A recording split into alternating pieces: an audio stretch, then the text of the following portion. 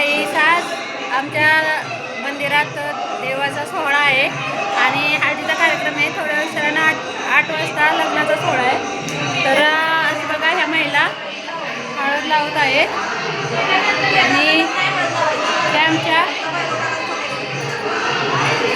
या गुरुवीन ताई आहेत, आमच्या वहिनी पण आहेत आमच्या. बघा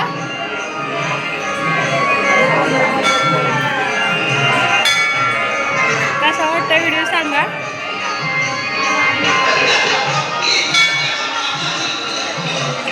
इथं महिला पण आहेत, भरपूर महिला आलेल्या आहेत आणि सोहळा एवढा छान आहे ना कार्यक्रमाचा. तर बघा